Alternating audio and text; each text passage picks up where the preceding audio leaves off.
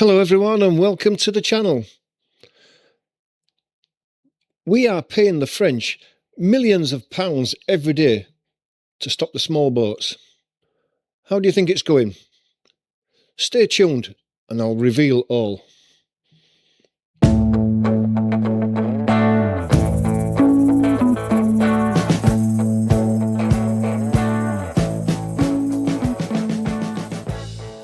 Another year and another multi-million pound cheque to France to supposedly stop the boats. It's a headline so familiar it has become a cynical national ritual, a political Groundhog Day designed by incompetent governments in both London and Paris that we are all forced to endure. But this latest deal isn't just a tired sequel, it's a deliberate, carefully constructed farce, engineered to create the illusion of toughness while achieving absolutely nothing. This is the story of how British taxpayers are forced to bankroll a diplomatic sham with zero accountability and no end in sight. Now, just hours before the last agreement was set to expire, the UK government capitulated, agreeing to hand over another £16.2 million. And don't forget, that's taxpayers' money, so it's our money out of our pockets. So why did they do this? To buy just 2 more months of the exact same failed arrangement while they pretend to negotiate a new and improved deal. But the entire process has stalled, deadlocked because of French intransigence and British weakness. And at the heart of that deadlock is one infuriating question. Why are we paying for a service with absolutely no guarantee of results? Let's be brutally clear about the scale of the crisis our government has created. In 2025, almost 42,000 people crossed the English Channel in small boats. That's the second highest number since this crisis began in 2018. And so far this year, over 4,400 people have already made the dangerous journey. This isn't a trickle, it's a constant, organised flow that the current strategy is spectacularly failing to stop. The official line from the Home Office is that they are united with France and their joint work is bearing down on small boat crossings.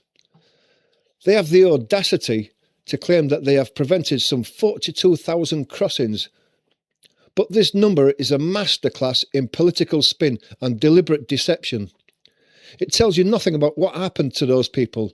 Did they just try again the next day? The data of actual arrivals proves that whatever the pathetic attempts are being made on the French coast aren't a deterrent. They are a temporary, irrelevant delay. The smugglers adapt because they know the system is a joke. We've seen reports of taxi boats picking up people from the shallows, making them harder to intercept. On a land tactic the French have failed to stop. The business model of these criminal gangs isn't being smashed, it's thriving on the incompetence of 2 governments. Every single boat that lands on England's southern coast is a testament to the fundamental failure of a policy that has cost British taxpayers hundreds of millions of pounds.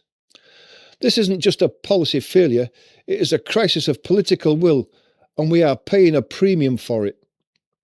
Follow the money, and this farce becomes a damning indictment of government negligence. Since 2018, the UK has thrown staggering amounts at France to pretend to bolster border security. The last major 3-year deal, signed in March 2023, was for an eye-watering €476 million, or about 541 million euros. This cash was meant to fund hundreds of extra officers, a new detention centre and advanced surveillance techniques to patrol the French coast round the clock. And what did this colossal investment buy us? A plummeting success rate. According to the Home Office's own data, the French interception rate has collapsed to a dismal 33%. And in one recent period, French authorities managed to prevent just over 2,000 of more than 6,200 attempted crossings. That's pathetic. Now, with the deal expired, negotiations for a new package, potentially worth up to £750 million, have hit a brick wall. So, what was the government's brilliant solution? They caved in. They signed that last-minute extension, throwing another 16.2 million of your and my money at the French for just 2 more months of the same failing service.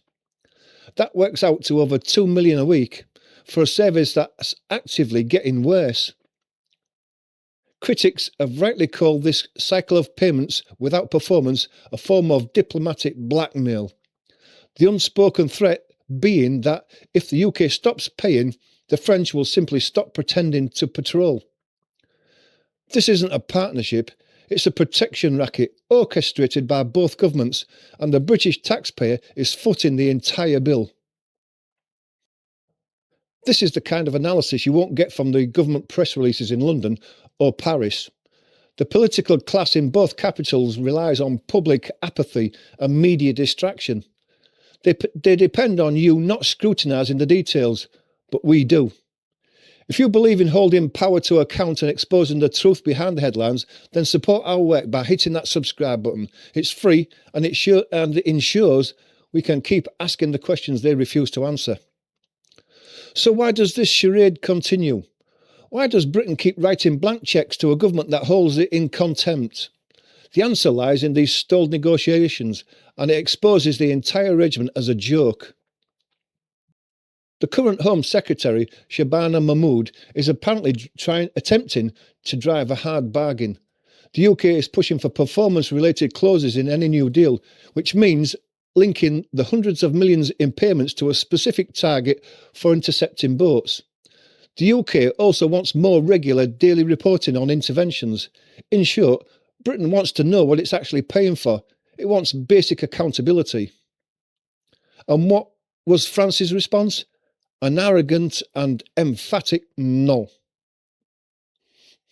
French officials have flatly rejected these demands, calling performance targets unrealistic and arguing that forcing officers to meet quotas would be extremely dangerous, putting lives at risk. A top French official stated plainly, rescue comes first and the law. According to one French source, the demand for targets and reporting is seen as an attempt by the UK to run the whole system, a clear violation of French sovereignty.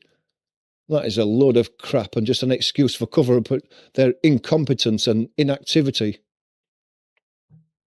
The talks became so gridlocked that a source from the French Interior Ministry told Le Monde newspaper that negotiations have failed. Paris is worried UK's demands could put asylum seekers at greater risk, while London is frustrated that France has failed to stop the taxi boats operating in shallow waters. The British government wants to see an interception rate closer to about 80%, believing this would finally break the smugglers' business model. The French, currently stopping only a third of boats, see this as impossible and not their problem. And this is the core of the farce. The UK is trying to buy a result, but France is only willing to sell a token effort, and in this standoff, with the boats still coming and political pressure mounting, the British government pathetically capitulated. They paid 16.2 million to keep the show on the road, rewarding France for its outright refusal to be held accountable. This cynical loop gets even more absurd when you look at other flagship policies. Remember the one-in, one-out returns scheme, announced with great fanfare by Keir Starmer and Emmanuel Macron. It was meant to be a groundbreaking treaty. For every migrant returned to France, the UK would accept one via a legal result. But the numbers are pathetic. Only a few hundred have been returned since the scheme began, fewer than can cross in a single day. And worse, it created a perverse incentive for smugglers who reportedly started offering a free second trip if the first one ended in a return to France. And, in a truly humiliating blow for both governments, at least one asylum seeker sent back to France under the scheme simply came back to Britain again on another small boat. The entire strategy is broken, a public deception. We're funding French patrols that don't meet targets, while our own returns agreements are being exploited by the very gangs they're meant to stop. So, here we are, trapped in a cycle of state-sanctioned failure. We pay, the boats come. We demand accountability, we're treated with contempt. The deal expires, and we pay again just to keep the failed conversation going. The government can spout empty rhetoric about smashing the gangs and being united with France, but the facts speak for themselves. Almost 42,000 arrivals last year, an interception rate that has fallen off a cliff, and a new government continuing the exact same failed approach while being held over a barrel by Paris. This deal isn't a solution, it's a tribute paid by British taxpayers for French indifference. The talk from the Home Office about positive negotiations and an improved deal is nothing but a smokescreen to hide a catastrophic diplomatic failure. The British taxpayer is funding a multi-million-pound charade, a piece of political theatre designed by two complicit governments to create the illusion of action. So the real question isn't whether the next deal will be for 650 million or 750 million. The real question is, when will the political class in either country find the backbone to admit this strategy is a complete and utter disaster? When will they stop throwing good money after bad and accept that you cannot subcontract border control to a foreign power that refuses to be measured on its success and profits from your weakness? And what would a real plan to regain control of our borders actually look like? Let me know your thoughts in the comments below. Thanks for watching. Hope you've enjoyed it. If you're not a subscriber, please do become a subscriber. Get your comments in below and hit that like button. Thanks for watching, and we'll see you next time.